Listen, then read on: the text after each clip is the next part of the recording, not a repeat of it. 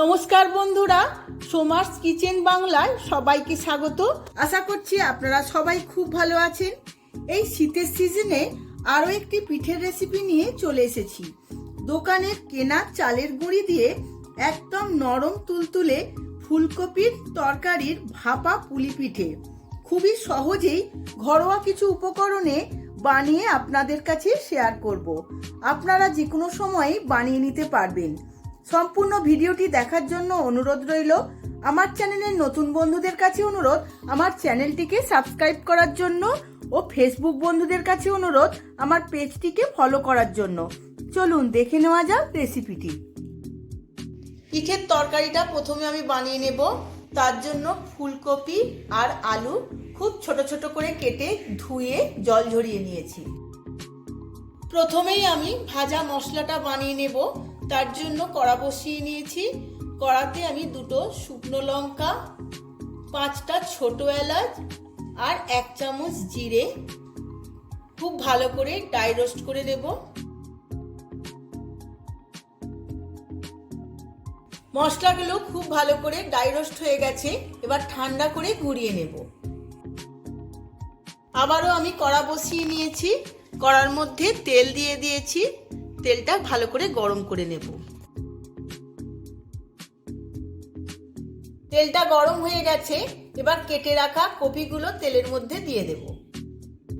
কপিটা তেলের মধ্যে অনেকটা সময় নিয়েই ভাজতে হবে।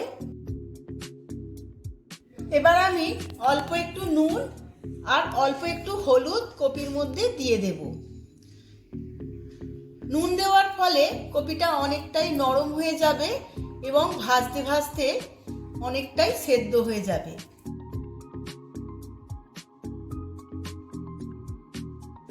কপিটা একদম লাল লাল করে ভেজে নিয়েছি, সেদ্ধও হয়ে গেছে। এবার আমি নামিয়ে নেব। আবারও আমি কড়া বসিয়ে নিয়েছি। কড়ার মধ্যে তেল দিয়ে দিলাম। তেলটা গরম হয়ে গেছে, কিছু ফোড়ন দিয়ে দেব। তার মধ্যে 2টো শুকনো লঙ্কা, 2টো তেজপাতা, 1 চামচ জিরে আর 1 চামচ 5 ফোড়ন আর দেব 2 পিঞ্চ হিং। সমস্ত ফোড়নগুলো খুব ভালো করে ভেজে নিয়েছি। এবার আমি আগে থাকতে কেটে রাখা আলুগুলো তেলের মধ্যে দিয়ে দেব। এবার আলুগুলো আমি সময় নিয়ে ভেজে নেব। এবার এর মধ্যে দিয়ে দেব 1 চামচ হলুদ গুঁড়ো আর দেব অল্প একটু নুন। নুন আর হলুদ ভালোভাবে মিশিয়ে নিয়ে আবারও সময় নিয়ে ভাজবো।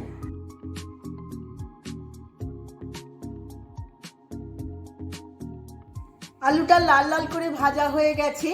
এবার এর মধ্যে দিয়ে দেব 1 চামচ আদা রসুন পেস্ট। আদা রসুনটাও আমি এর মধ্যে খুব ভালো করে মিলিয়ে ভেজে নেব। এর মধ্যে দেব এখন কিছুটা কড়াইশুঁটি। কড়াইশুঁটি, আলু আর আদা রসুন পেস্ট খুব ভালোভাবে কষিয়ে নেব।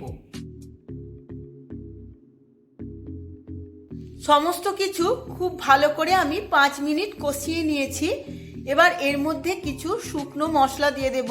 তার মধ্যে 1 চামচ ধনে গুঁড়ো, 1 চামচ লঙ্কার গুঁড়ো, 1 চামচ হলুদ গুঁড়ো আর দেব 1 চামচ লাল লঙ্কার গুঁড়ো আর দেব 1 চামচ চিনি। সমস্ত কিছু আবারও একবার খুব ভালো করে কষিয়ে নেব।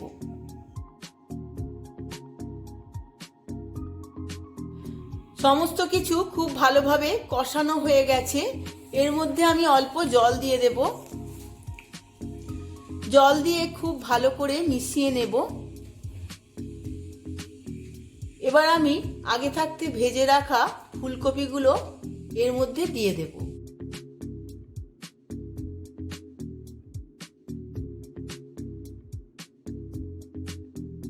যেহেতু আমি আগে নুন দিয়ে ফুলকপি আর আলু ভেজেছিলাম, তাই আমি অল্প পরিমাণে নুন দিয়ে দেব।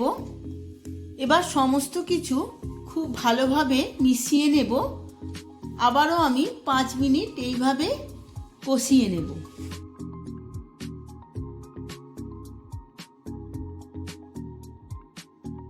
এবার গ্যাসের ফ্লেমটা লোতে রেখে 5 মিনিট চাপা দিয়ে রান্না হতে দেব। তরকারিটা আমার একদম রেডি হয়ে গেছে। এবার আমি ভাজা মশলার গুঁড়ো আর ধনেপাতা এর মধ্যে ছড়িয়ে দেব।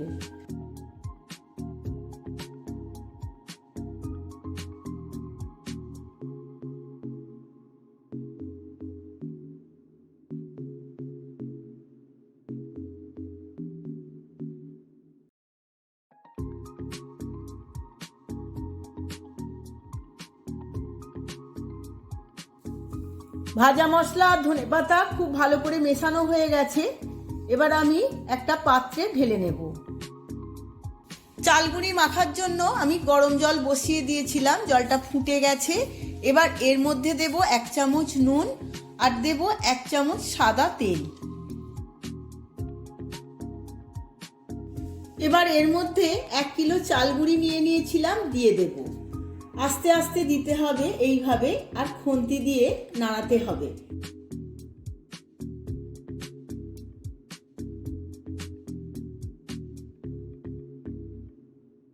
সমস্ত চালগুঁড়িটা খুব ভালোভাবে মিশিয়ে নিয়েছি, যেন খুব ভালোভাবে সেদ্ধ হয়ে যায়। এবার আমি চাপা দিয়ে 10 মিনিট এইভাবে রেখে দেব। 10 মিনিট রেস্টে রাখা হয়ে গেছে। এবার আমি অন্য পাত্রে রেখে খুব ভালোভাবে গরম থাকতে থাকতে মেখে নেব। এইভাবে খুব ভালো করে দলে নিয়েছি। খুব নরম একটা ডো তৈরি হয়েছে। এবার চাপা দিয়ে কিছুক্ষণ রেখে দেব। এখন আমি একটা লেচি নিয়ে বাটির মতো করে নেব। এইভাবে বাটির মতো গোল করে আমি খামি তৈরি করে নেব।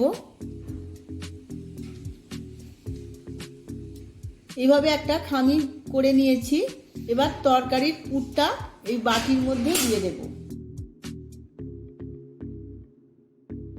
এবার তরকারিটা দিয়ে 2 দিকটা খুব ভালোভাবে মুড়ে নিতে হবে। এইভাবে চেপে চেপে সমস্ত মুড়ে নেব। এবার দুটো দিক আঙুলের সাহায্যে এইভাবে মুড়ে নেব ত্রিকোণ করে। এবার হাতে করে একটু গোল করে নেব। ব্যাস, রেডি হয়ে গেল একটা পিঠে। এইভাবে আমি আরও একটা পিঠে দেখিয়ে দেব। আবারও আমি একটা লেচি নিয়ে খামি তৈরি করে নেব। এইভাবে বাটির মতো করে নিয়েছি। এবার তরকারির পুরটা এর মধ্যে দিয়ে দেব।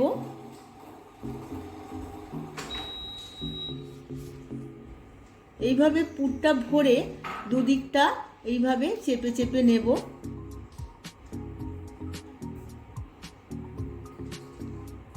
এবার আঙুলের সাহায্যে দুটো পাশ এইভাবে মুড়ে দেব, আর হাতের সাহায্যে একটু গোল করে নেব।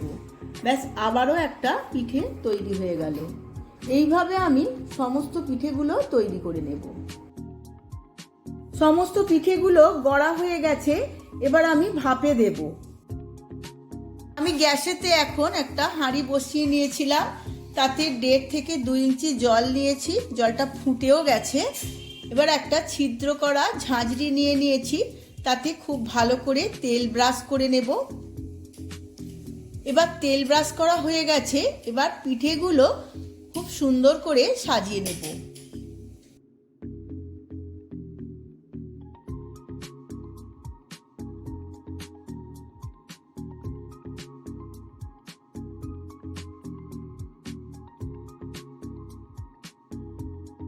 সমস্ত গড়া পিঠেগুলো এই ঝাঁঝরির ওপরে ভর্তি করে সাজিয়ে নিয়েছি। এবার পিঠে শুদ্ধ ঝাঁঝরিটা হাঁড়ির মুখে এইভাবে বসিয়ে নিতে হবে, আর ওপর থেকে একটা পাত্র এমনভাবে কভার করতে হবে যাতে ভিতরের বাষ্প বাইরে না বেরিয়ে আসে। গ্যাসের ফ্লেমটা লোতে রেখে এইভাবে 1/2 ঘন্টা ভাপিয়ে নেব। 1/2 ঘন্টা ভাপানো হয়ে গেছে। এবার পিঠেগুলো সম্পূর্ণ ভাপে রেডি হয়ে গেছে।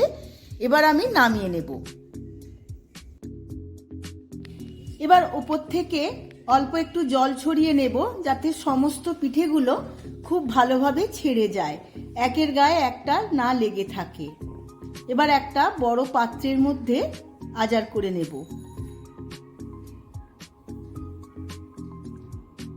এভাবে খুব সাবধানে ঢালতে হবে যাতে পিঠেগুলো না ভেঙে যায়। আমি সার্ভ করে নিয়েছি ফুলকপি আলুর তরকারির ভাপা পুলি পিঠে। দারুণ দেখতে লাগছে। আপনারাও আমার মতো করে একবার বাড়িতে বানিয়ে ফেলুন আর গরম গরম সবাইকে পরিবেশন করুন। দেখবেন সবার খুবই ভালো লাগবে। ভিডিওটা যদি ভালো লেগে থাকে ভিডিওটিতে প্রচুর প্রচুর লাইক শেয়ার কমেন্ট করবেন। আবার দেখা হবে পরবর্তী ভিডিওতে। ধন্যবাদ।